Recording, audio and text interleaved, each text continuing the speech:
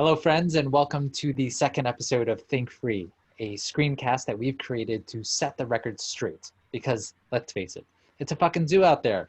It's the wild, wild west of wellness, and we city slickers think it's about time to set a good example for our fellow biohacking urbanites. Thank you all for tuning in. My name is David Choi, and I'm the executive producer and the creator of Think Free. And thank you all so much for making our brand of edutainment a staple in your daily diet of useful information. And thank you to all our donors that help make our work in wellness a reality. If you know anyone who can benefit from the wealth of knowledge contained herein, please do take a moment to share it with your friends and family on social media. And if you haven't already done so, please like this episode, follow us on Facebook and Instagram, and subscribe to our brand spanking new YouTube channel. Our goal with Think Free is to create the conditions from where we can transform this magnificent megalopolis into the healthiest big city in the world. And to do that, we're inviting some of the biggest brains in various disciplines from health, science, economics, and city management, all to weigh in and give us their 2 cents. Yes, as we approach the light at the end of this quarantine tunnel, we're piecing together a fantastic plan for New York City's future, one episode at a time. And so part of that grand plan involves spreading the gospel of DIY health. Now, I'm not going to tell you to go and inject yourself with disinfectants. Quite the contrary. No, we want to show you how to figure out whether or not that's actually a good idea. Because at first glance, I get it. You might dismiss it and say, well, that doesn't make any intuitive sense. Why would anyone do such a thing? But when you consider where the suggestion came from, you might wonder, well, maybe it's not a joke. Maybe there's some truth to it. Then your better half is like, nah, no way. You can't believe everything that comes out of the White House, right? But then you remember reading that headline that someone OD'd on fish food because it had the anti-malarial drug chloroquine in it. And then you think, wow, America, WTF. Yeah, that's what we're working with. And that's why we've put together tonight's episode of Think Free, because that kind of thing just can't happen anymore. It's true, we're only as smart as the least informed members of our society, especially in a pandemic situation. We have to make sure that even they have a good enough understanding of foundational health, because their ignorance ends up becoming a direct threat to our own health and safety. If you've heard it once, you've heard it 1,000 times. A rising tide raises all ships. And if through our efforts to raise the tide of American consciousness, their boats sink, well, at least we tried, right? I mean, that's the thing. We've never actually tried. We've never offered a higher education to all Americans as a right. In fact, we've done the complete opposite. We've made a higher education so expensive that the vast majority of those who walk away with a college degree are saddled in decades of life-crippling debt, further enslaving them to the system. And that's why just 1/3 of Americans have a 4-year college degree. That's right, we're 6th in the list of the most educated countries in the world, behind Canada, Japan, Israel, Korea, and the UK, when we really need to be number 1, given our position on the world stage. I mean, seriously, if the Organization for Economic Cooperation and Development, which is essentially the world's most developed democratic countries, if the OECD was America's favorite 90s sitcom, we'd be begging Joey to go back to acting school so we could finally book a gig and stop floundering with his life. But we don't, because we're not really friends, are we? I mean, it's tough to be friends on a show where greed and sociopathic tendencies are competitive advantages and the winners are so richly rewarded. But that's fodder for a future episode on responsible capitalism. Look, if we really value a free society with all our modern conveniences, not only do we need to raise the bar on our baseline education standards, but we must also reintroduce the scientific method, skepticism, and critical thinking back into the curricula of our youth, skills that have been ever so slowly drained out of our country's collective cranium. To have a truly healthy and free society, we must teach how to think, not what to think. And hopefully tonight's episode will show you how to do your own due diligence when it comes to your health. We're joined by our very own Chief Science Officer, Avisha NessAiver, to show us how he protects our beloved biohacking community from the unsavory types that are hellbent on separating us from our hard-earned cash. But before we dive into tonight's discussion, we have a little trivia question that we're going to have all of you answer. And the first one to answer correctly will win a Vivo Active 3 smartwatch by Garmin, thanks to our friends over at Lever Health. And you'll also win a hard copy of Ben Greenfield's latest bestseller, Boundless. It's an awesome book. It's a total value of $250, so get ready. All right, here's the question, and Julia will be posting, our PA, Julia, will be posting this question into the chat, so please submit your answer privately to her. All right, get ready. A recent poll this week suggests that half of all Americans don't trust using this piece of technology. Is it A, Zoom, B, contact tracing apps, C, Google Home, or D, blue light filters on your smartphone? All right, remember, please submit your answer privately to Julia in the chat. And thank you. We are going to now move on to our guest for this evening, and his name is Avisha NessAiver. He's our very own Chief Science Officer, as I mentioned. Avisha is the co-founder and CTO of Birya Biotech, a company focused on reducing prescription drug costs for patients with an initial focus on the allergy market. An electrical engineer, programmer, serial entrepreneur, personal health consultant, and ruthless self-optimizer, he has spent the last decade applying the scientific mindset towards learning and evaluating methods for enhancing physical and mental performance. He lives by the credo, efficiency in all things. And I'm so excited to have you, Avisha. Thank you so much for joining. I think that whenever I read your bio, I'm reading about myself. So I think that's why we get along so well. And thank you, David. That's quite a compliment. And also we have a common background in web development. So I think that's also where we connect. So excited to have you here, and I'm always keen on hearing you speak and your perspective on things. I guess I want to learn a little bit more about you, like where did you grow up, and tell us about your upbringing. Yeah. Sure. So I grew up in Baltimore, Maryland, technically born in Israel, but was moved to Baltimore by the time I was 4 years old. And I guess the most significant part of my upbringing in this context would be the fact that when I hit first grade, I remember my older brother coming home from school. I took a look at his math homework and I went to my mother and I was like, why should I go to second grade when I can do his math homework? And they agreed with me and took us both out of school. Oh, wow. And then we ended up homeschooling for the next 6 years, basically all the way up until high school. Wow. And it wasn't quite a normal homeschooling environment. I did it with a couple of friends. We had regular homework tests periods, like we split the different types of topics. But basically what it did is it taught me to learn by myself with minimal guidance. Like had my parents sort of instructing and guiding the learning, but for the most part, it was learning from a book, learning from a computer game. And that definitely stuck with me to today, where it's, if I want to learn something, I do it myself. Yeah, and from what I understand, you have a fairly large and nurturing family that accepts you as a biohacker. At least you're not a flat earther. Yeah, that's like a different category entirely. Yeah, my whole family has definitely started moving further and further in this direction. These days, my father posts his workouts in our like WhatsApp groups. I think he can beat me right now. He can swim like 2 miles in a very short period of time. Wow. Do they do any of your biohacking things, that like the chili pad and whatever? You know, I wish I had a chili pad. My older brother and I are the ones who really are like heavily involved in this space. We've been getting our own blood testing for years. You know, the lights in our apartment turn red. I used to live with him.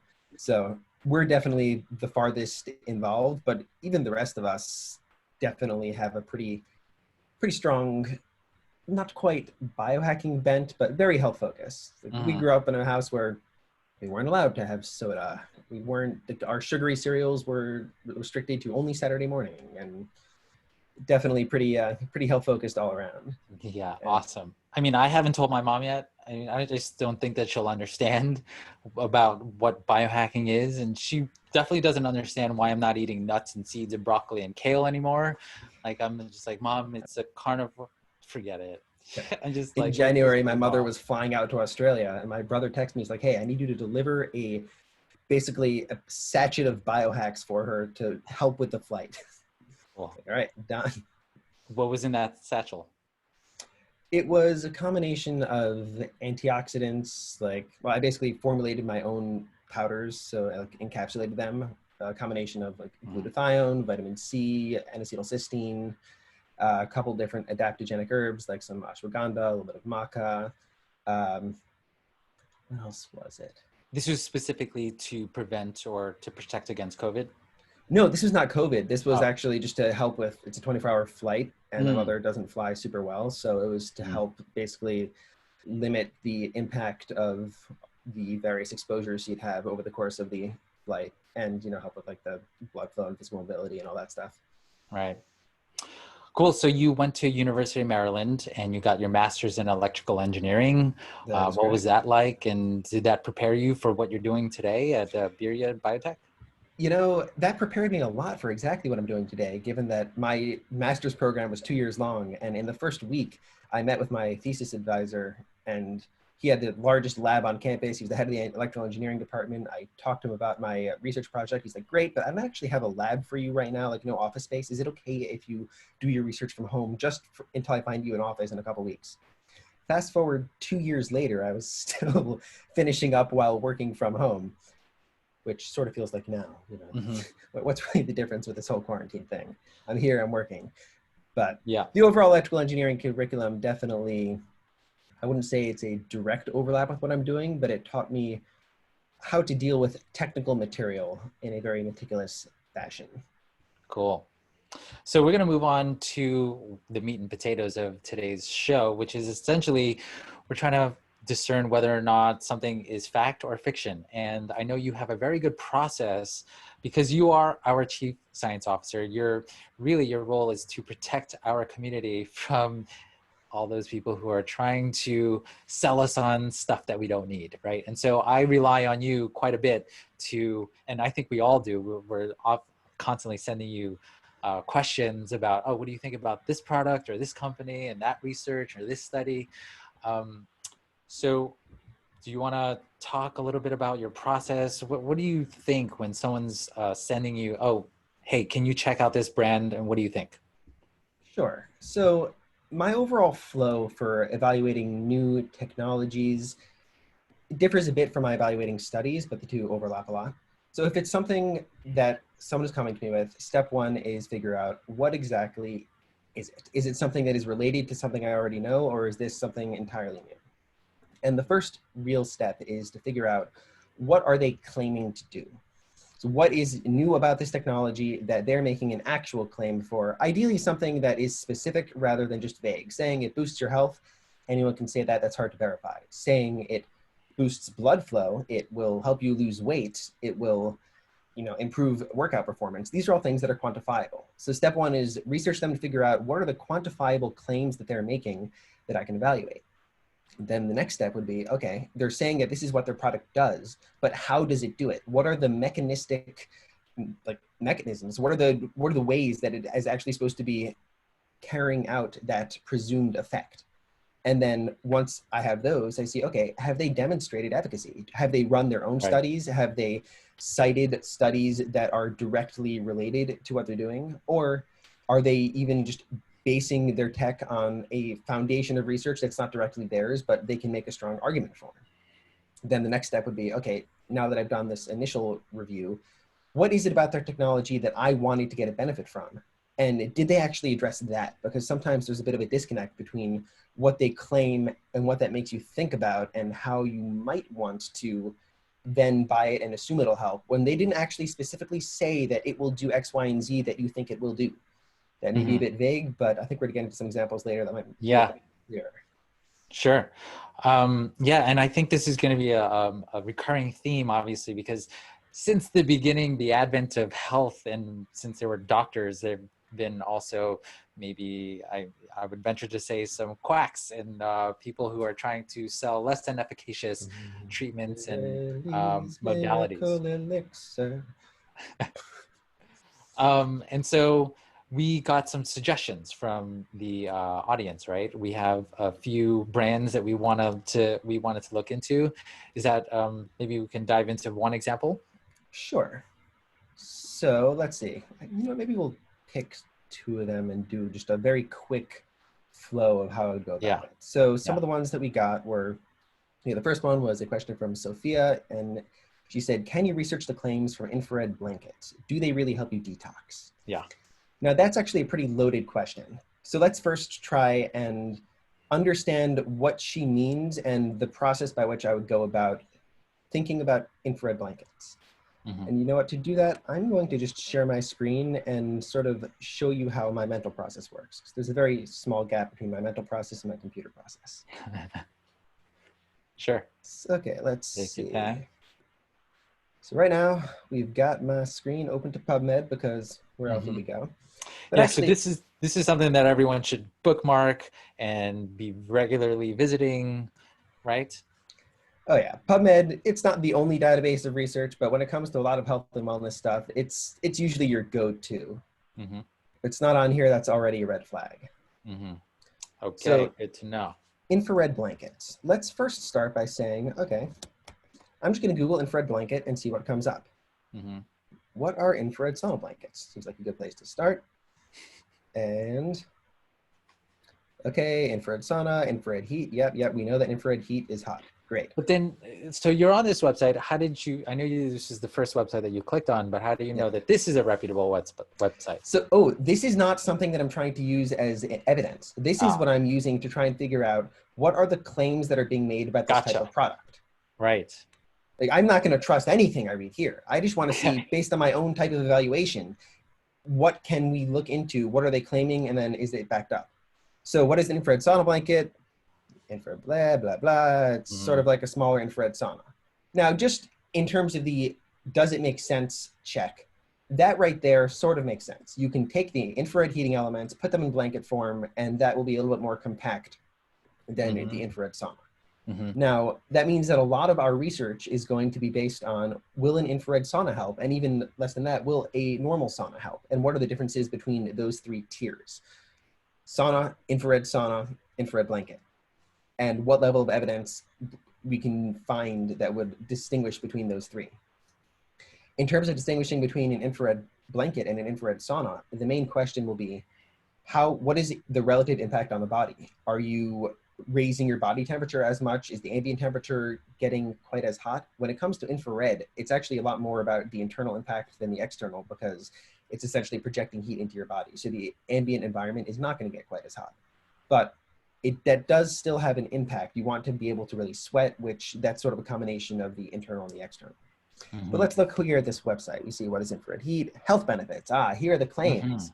Right. There are numerous health benefits to infrared sauna, infrared sauna blanket, including weight loss, muscle tension relief, detoxification, increased metabolism, and stronger immune system. Okay, that's a list of 5 things that seem pretty regimented. And you would think there would be some evidence there. Well, there are multiple ways to start, but just at the very beginning, we're going to go to PubMed and say infrared sauna. Step 1, let's see how much is there just on this. Well, we look and we see that there are 52 total results. Okay. So there's attention being paid to this particular technology. Yes, this is not a new tech. This is something that's been around for a while. There's not everything that comes up here is directly relevant. You look, you say, okay, infrared thermography, that's not going to be very applicable. Evaluation of interventions to reduce firefighter exposures, not very applicable. So there's a lot of different things. But then effective sauna bath, how did sauna bath come up? We come over and we see the search details. When you look at any search in PubMed, it will go and take the terms you put in and use some associated terms that are in its database called MESH terms that it will add on, because that will help to give you accurate results. So we say, okay, infrared and steam bath, or steam bath sauna. So there's a lot of things that it's actually going to be giving results on. Okay. Even though you didn't put steam in the... I did not, but it knows based on its database that there's an association between these two technologies. Now, that might mean that when I'm trying to figure out something about infrared sauna, I'm just going to ignore the steam stuff because it's not directly applicable, but there's enough of an overlap that there might be some extensible bits of information that we can learn. Cool. Now, one thing that I immediately will do, okay, I see 52 studies. I'm going to come over here on the top left and see where it says article types. I'm going to say, okay, first customize. What do I want as my customization options? I'm going to add in, these are different sorts of options that will show. So I just added randomized controlled trial. I click that, and that will sort all these results by randomized controlled trials. Got We it. went from 52 to 7. There's a hierarchy of evidence. Different types of studies have different weights. Right. There's random observation, there's controls, there's, are you doing a placebo-controlled trial? Then there's like a systemic review. How have there been enough trials to go and evaluate and actually pull out meaningful data? So if we come up here and say, okay, not randomized controlled trial, but instead review, now we're down to 5. 5. Now, can you tell us the difference between the different types of article types? Sure. So you've got your, you know what? It might even be better to very quickly show a diagram here. So there's a hierarchy of evidence. So I would, from my understanding, your best one is going to be the clinical trial. The best one is actually going to be the systematic review and meta-analysis of randomized controlled trials. Okay. So that's at the very top. And there, what you've got is someone who has taken all the different available randomized controlled trials that they can find and gone and tried to locate from within those, can we pull out meaningful, statistically relevant evidence? Okay. Got it. And I'm just going to quickly shift what I'm sharing to better demonstrate that. But essentially, there we go. You've got a list of the hierarchy of evidence. So you've got at the bottom, you've got your editorials, expert opinions. These are things that have a little bit of weight. It can inform what you want to study, but it doesn't do much. Then that's like us listening to us talk right now. Exactly. Then there's the mechanistic study. The mechanistic study is saying, okay, can we examine cellular cultures and see, does this do something in a cell? And then sometimes that'll be extended to rodent studies. Okay, we have this hypothesis, does it work in mice? The thing is, mice are not people. So let's go on. Have there been any case reports where this has been used in people? Then cross-sectional studies, surveys, these are mostly observational, where they look, okay, let's take this population from the last 20 years. Can we glean information from it based on something that can bifurcate them? Right. Then it's the case control studies. There's some differences there where we're actually then using a control group rather than just a purely observational.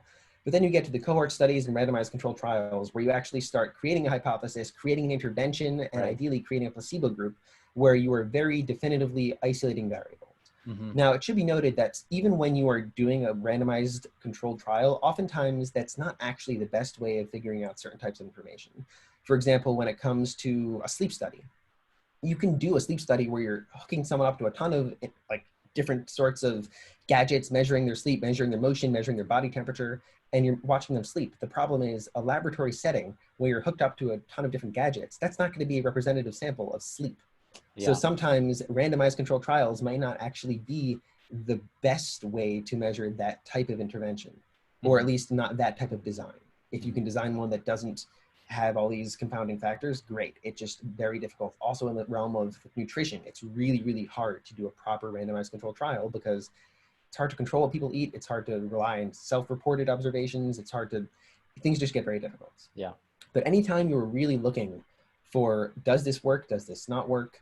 Is this technology good? What you really want to find are the systematic reviews and meta-analyses of randomized controlled trials, because that will demonstrate that there has been enough study of this topic to pull out statistically significant results from a variety of different journals, publications. It helps to eliminate bias. It increases your sample size. It's just the best way you can do things. Where do epidemiological studies fall in this hierarchy here? That's going to be your cross-sectional studies surveys? Yes, those are typically right in the middle there. It's how did this population do it? It's not even a cohort. Right. And oftentimes the nutrition, that's the best we got, because you can look at a very, very large sample size at least and see you can't really pull causation from those is the problem. Right. You can say this group was associated with this impact, but you can't say because of this, like because in the Mediterranean region they ate olive oil, that's why they live longer. Right. It's great to point to that, but there's so many different confounding factors that you can never actually determine cause and effect. Right. And then you also have the healthy user bias and the unhealthy user bias, because they're prospective studies and there's like all this recall bias. They're asking, Exactly. how much meat did you eat in the past year? And you're forced to make an answer out of thin air. So that's really the issue with, that's what a lot of the carnivores are talking about when they say the epidemiological studies don't actually, are not representative of actual user. There is, it's confounded by all this unhealthy user bias, because when they ask the people how much meat did you eat, usually the people who say that they ate meat, they tend to be smokers and people who don't listen to general health guidelines, and so there's that unhealthy user bias. And on the flip side, you also have the healthy user bias. Do you run into that a lot in what you're doing? Yeah, all the time. When you're talking about any type of information where the reporting is going to be self-reporting is your primary data source, then the reliability of that data source has a lot to be desired. Mm-hmm. Yeah. And ideally, the more objective the measurement, the more trustworthy are the results. Mm-hmm. We also have the same issue with EMF, right? I don't know if you're looking into EMF these days, but you got a whole section or a sect of people who are really against it. And when you hear Dr. Rhonda Patrick talk about it, that there aren't any, like all the studies are prospective studies that are plagued with recall bias. Oh yeah, I mean, even if you think about it, the people who will generally be able to report outcomes when it comes to most things EMF related are someone who starts having a health issue and they start looking for the cause, and then they see, oh, maybe I hear that EMF could be a problem. Look, there's an antenna nearby. I am one of the people who is sensitive, therefore it is the EMF. Mm-hmm. That's not the same as doing a very carefully controlled intervention wherein you hold all else constant, you turn the EMF producing technology on or off, and don't tell the person whether or not you are doing that, and then measure whether or not there is an effect. Mm-hmm. I'm not saying that there is no effect to EMFs. What I'm saying is the majority of the reporting and study of it is confounded by a lot of other factors. Right. All right, so we do have some requests, right, that we were going to cover. Yes, so we were talking about the infrared saunas. Yes, the infrared sauna, right. I believe. Let's continue with that. Sure, so we had just gone, we saw, okay, we've got our different health claims. It is meant to, let's see, health benefits, weight loss, muscle tension relief, detoxification, increased metabolism, stronger immune system. Well, let's take the probably best seller of the bunch, weight loss. Yeah. Do we think that it causes weight loss? And let's come to PubMed and let's start off by saying infrared sauna, just to put in quotes around it. Mm-hmm. Okay. There's only 2 studies that actually are reviews that mention infrared sauna, and that's far infrared sauna treatment for cardiovascular risk factors. So there's evidence about infrared saunas and cardiovascular health. That's not one of the claims they made. We could dive into that, but it's not particularly relevant right now. Yeah. Would you, in this case, might want to include weight loss in the search term? Oh, I would definitely do that as the next step. Yeah. Okay. First, I was just looking to see, okay, there's infrared saunas. Now, if I want to go and add in and weight loss, what I'm doing here is a Boolean search. In general, actually, I don't need to put the and in because it will always include both terms. Right. The parentheses, the quotations around both terms ensure that it's not just weight and loss in the same sentence. It's, I want to know weight loss as a term together. Mm-hmm. And that doesn't give anything. Mm-hmm. I'm not surprised. Mm-hmm. Maybe let's go and instead and just say sauna and weight loss. See if there's you're sure to lose water weight at least, right? That is true. And I think there actually is a study looking at that. Okay, so we've got sauna and weight loss, 1 to 20, 30 results. Interesting. Let's see if there is anything in the realm of reviews here. Nope, no surprise. Let's go and, okay, randomized controlled trial. Acute effects of exercise or sauna on appetite. Appetite might be relevant. Effects of rapid weight loss and wrestling on muscle glycogen concentration. Nope, that's not really relevant. Let's see what happens if we even get rid of these quotations. Just that'll open up things that talk about weight and loss. Still no.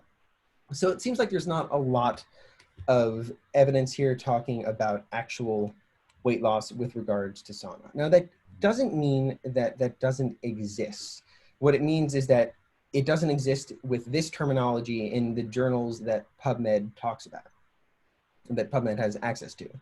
And there is definitely a bit of a distinction there. But if there's nothing, it doesn't bode well. Let's even just go to Google and say, if we search sauna, let's see, it always comes up to Patrick because she talks about saunas. Sauna weight loss tips. And you know what? Let's add in study. Sauna weight loss study. Of course, it comes from a website. Infraredsauna.com. Clearly not biased at all. Yeah. So jacuzzi infrared saunas clinically tested for weight loss. Okay, that implies that there is a study. Pure light study. Okay. Remarkable results. Wonderful. 2-phase sauna weight loss study. Oh, look. This took us to a PDF, not to, this doesn't seem to be in the same format as our usual PubMed studies. Right. Now, I'm looking and I'm seeing what journal is this published in. Well, doesn't seem like much. So that's already a big red flag when you see the only link that they give you is a PDF on their website. Yeah. See, it's hosted on infraredsauna.com. Yeah. That's not very trustworthy. But let's just take a quick look at this. Okay, exposed 3 times a week, 45-minute infrared sauna.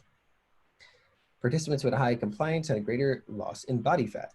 Step 1, okay, let's see how many people this included. Yeah, that's what I'm looking for. This doesn't even say the number of people. It doesn't. That's crazy. It doesn't list any type of control that was used. Like, oftentimes you can have a correlation between, I don't know, something like discipline and weight loss. So if you have someone enrolled in a study, they're using the sauna 3 times per week, they might be the sort of person that would lose weight normally. So with the last sentence here, a control population was used in phase 2 of the study, and the body fat of the control group did not change over the 8-week study. Okay, that's better at least. Let's see, twice the rate of fat loss. But still no description of what the control population was like or how many people, right? Yeah.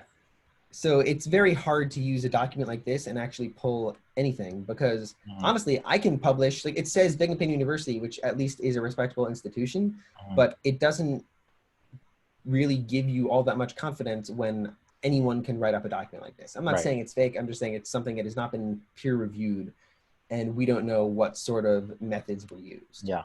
I really appreciate that because, you know, I come from an audit background. I'm an IT auditor by trade. And so our whole philosophy is if there isn't documentation, it doesn't exist, or the process is not in place. And part of our training is also to do exactly what you're doing, is to look at pieces of evidence and discern whether or not we can rely on this particular piece of supporting documentation. So I agree with you. I wouldn't put too much credence into this. That being said, like their hypothesis is that increasing core body temperature increases human growth hormone production, and that should increase their serum glucose levels.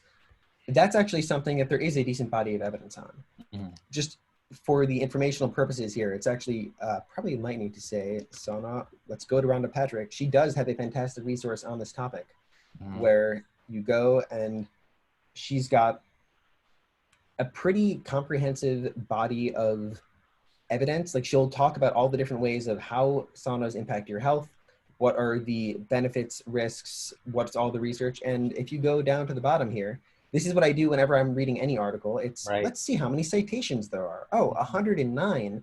That's the type of person I can get behind.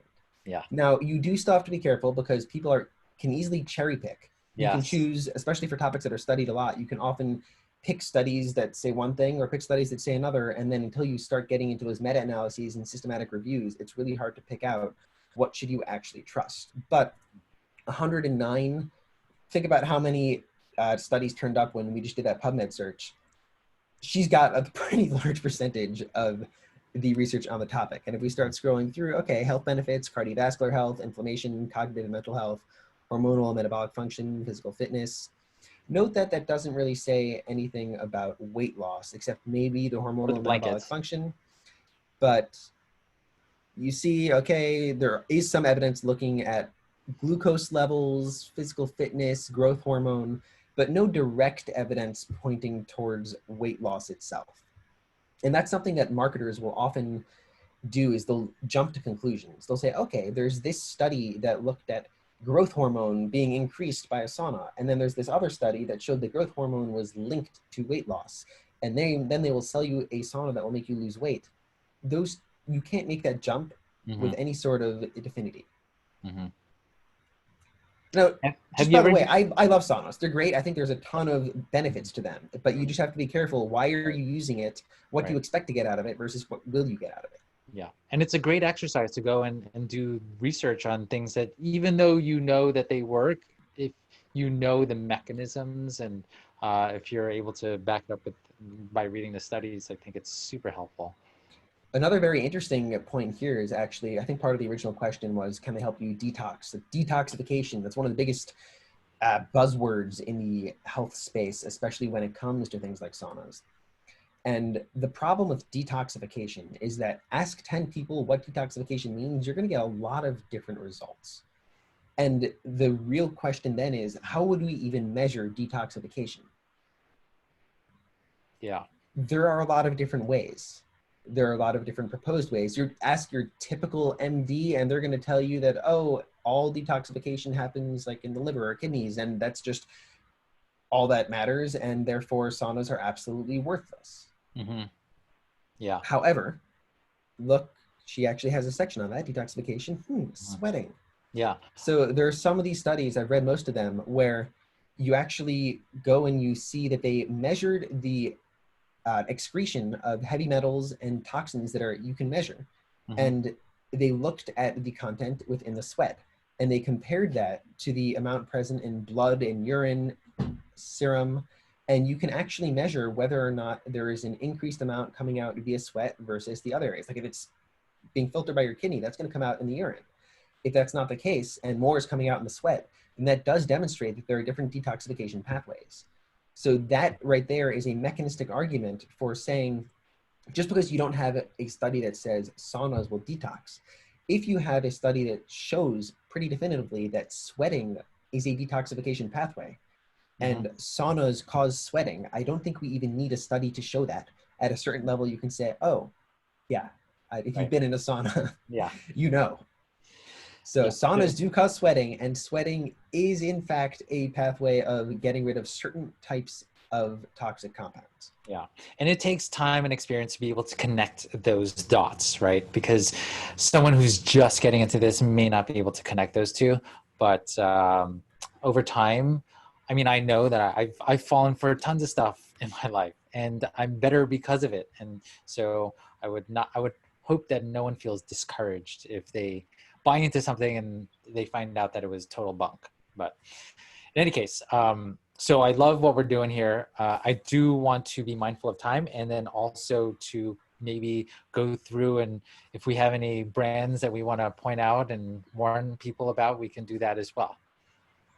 Sure. Let's just spend, I guess, a couple minutes on one of the other questions. People asked about the molecule filter. That's something that, if you are someone who is in the health and wellness space at all, there's a pretty good chance that you've seen ads for this at least, because they've got a very hefty marketing budget.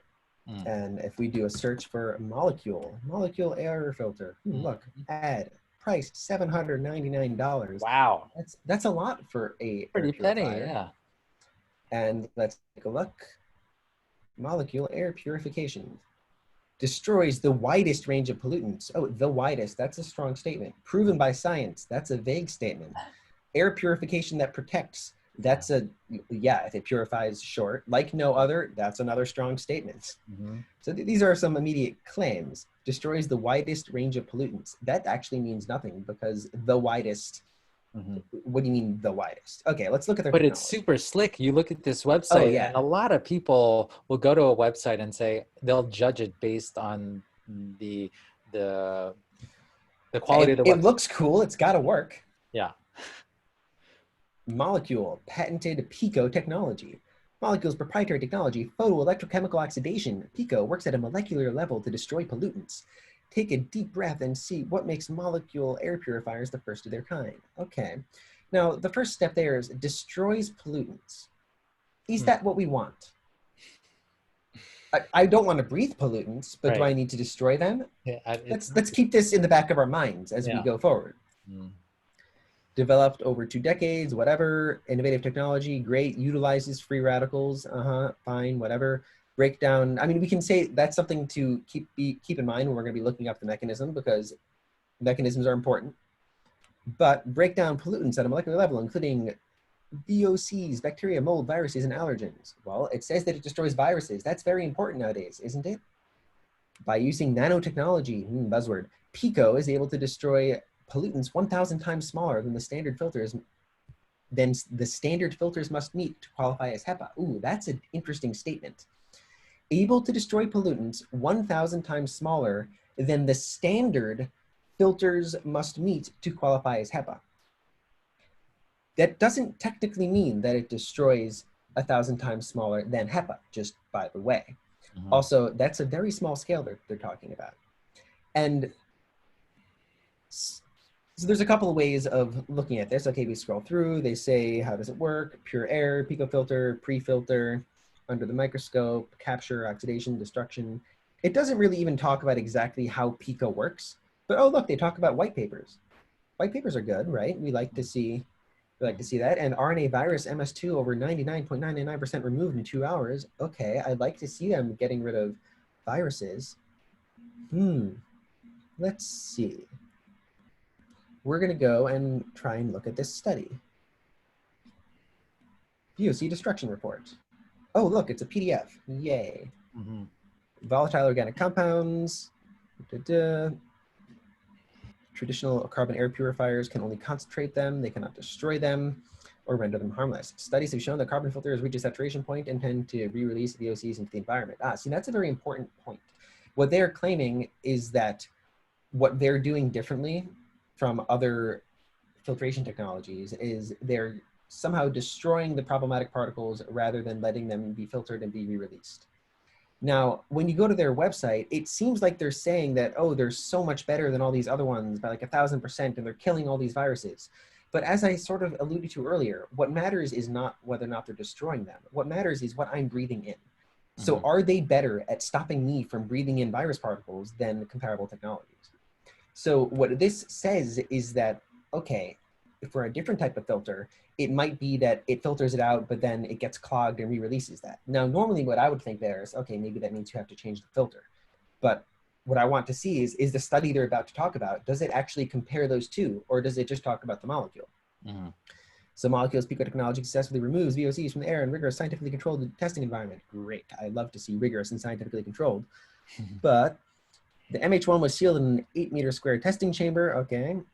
Mixture injected into the space, allowed to circulate for 2 hours, after which the sample was taken, turned on, run of the contaminated chamber, concentrations were sampled and then quantified.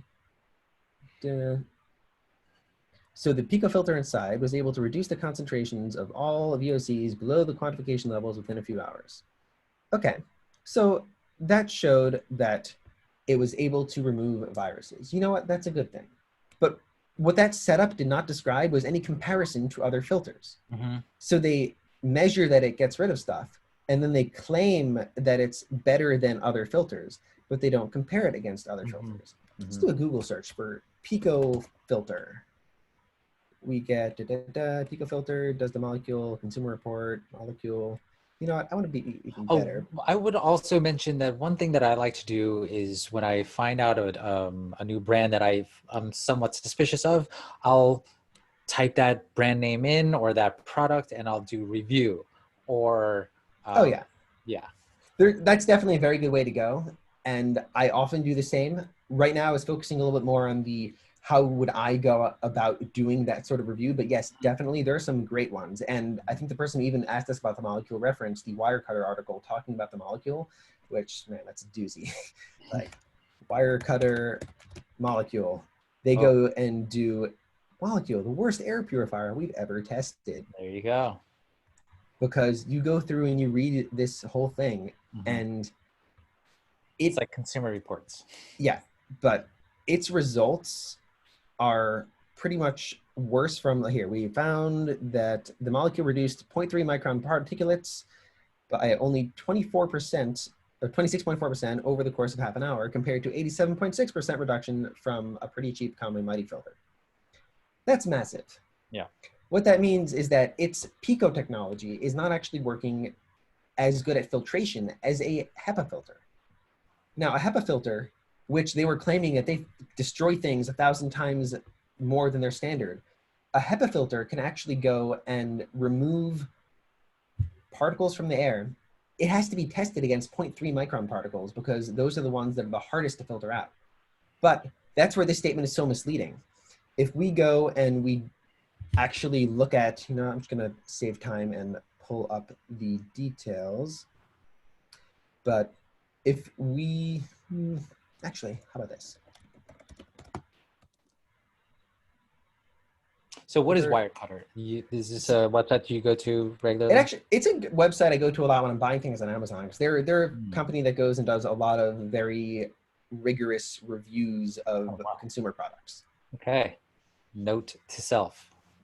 So I love using it.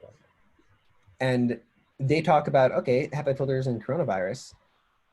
Coronavirus is 0.125 microns, sure, and many media outlets have incorrectly stated that HEPA filters don't filter below 0.3 microns, and therefore cannot capture it. That's flat wrong. The NASA study shows, if we come here and go to view document, and then sort of skipping through things, but if we go down to where they're actually looking at how HEPA filters do their filtration and what particles they work against, we can come down and see, oh, look, filter efficiency as a function of particle diameter.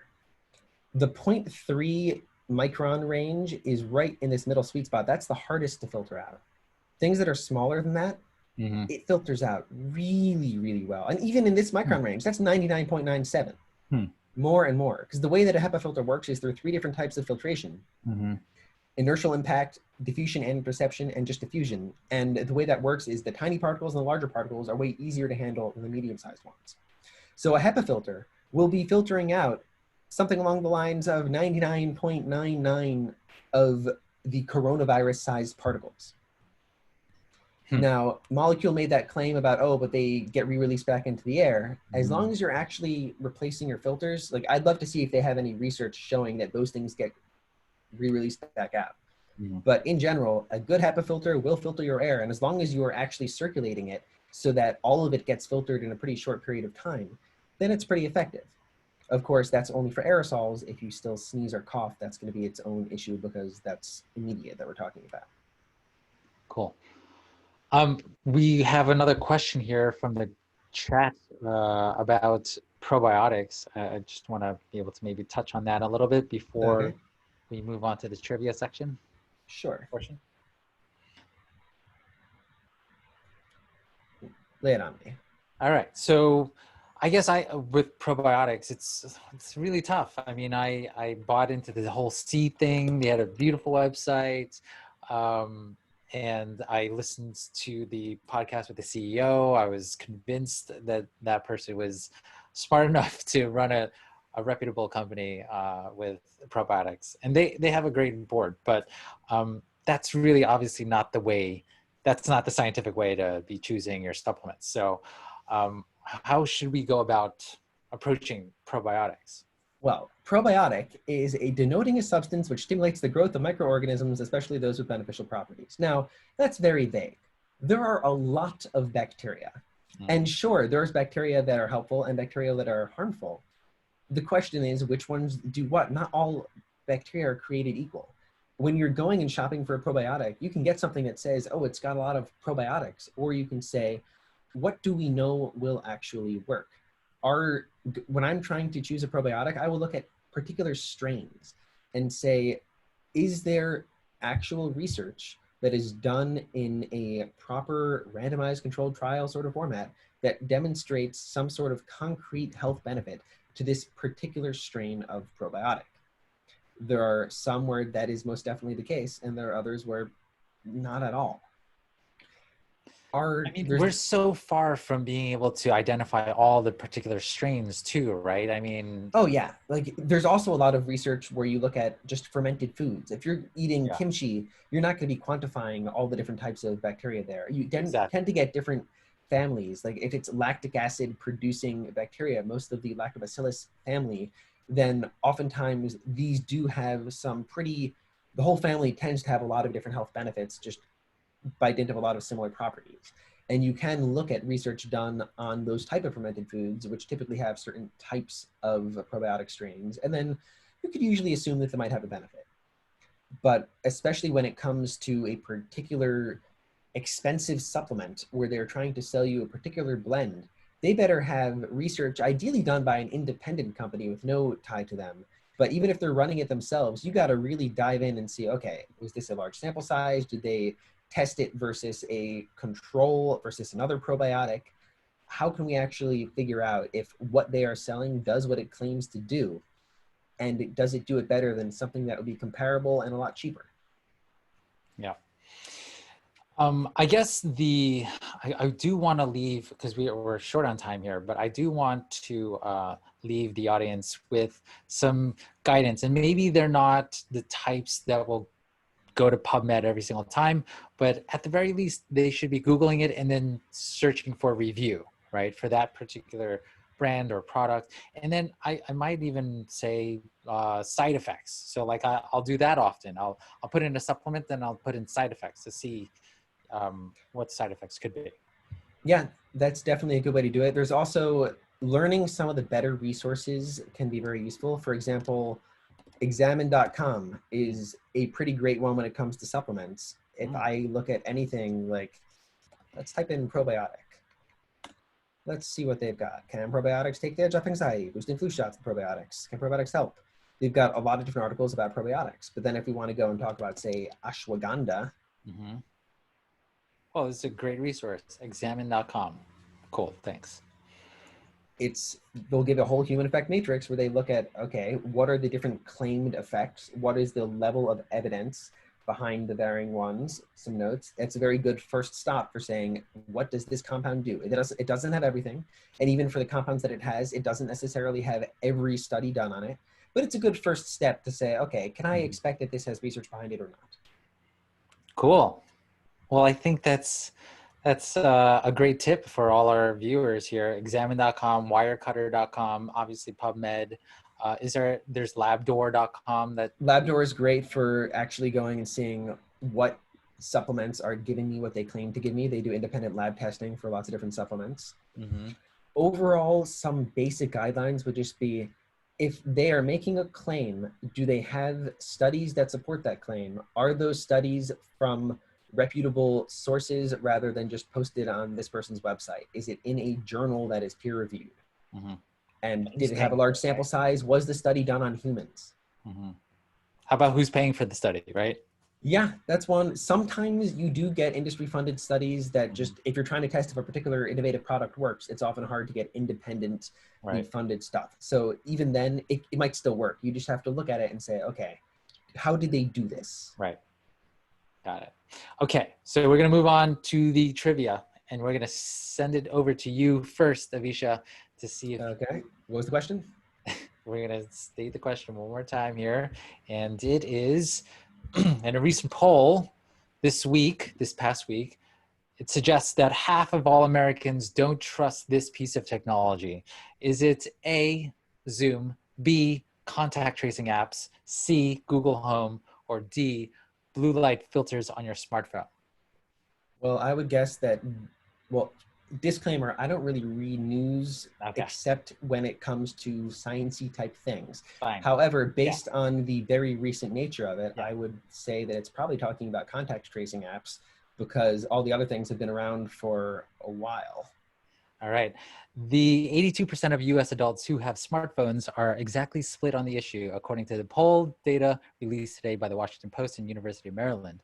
Half of the poll respondents say they would probably or definitely would use a contact tracing app, and the remaining half said they would probably or definitely would not. All right. Overall, the poll indicates that only 41% of Americans have both the technological capacity and the will to use a contact tracing app. That's a problem, as research suggests that digital tracing would have to reach about 60% of the population to be most effective. So looks like the contact tracing apps is not going to work out for us here in the US. But once you get 40% doing it, then you get a lot of peer pressure. That's true.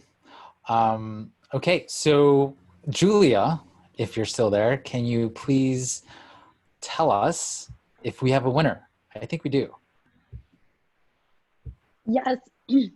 Yes, we do have a winner. I don't know how to pronounce their name. Okay. But I think it's Johnny. Johnny? Johnny, what's the Jara. last name? Wait, hold on. Yeah, that's it. Johnny Jara. All right, he got it. Johnny, congratulations. You win a hard copy of Boundless as well as a Garmin Vivo 3 Active Smartwatch by Lever Health. Thank you so much for participating in this fun little trivia game here. Okay, so Avisha, how can people follow you? Can you tell us a little bit about that? Sure. You can either sign up on my website, NessAiver.com, where hopefully there should be some more things being published pretty soon. Mm-hmm. Then you could go to, let's see, Instagram of a biohacked life. I've been pretty bad about posting things recently just because I've been very busy with this whole coronavirus stuff, but hopefully that will be coming out pretty soon. Right on. Cool. Thank you. And there's always Twitter, Avisha NessAiver as well. So.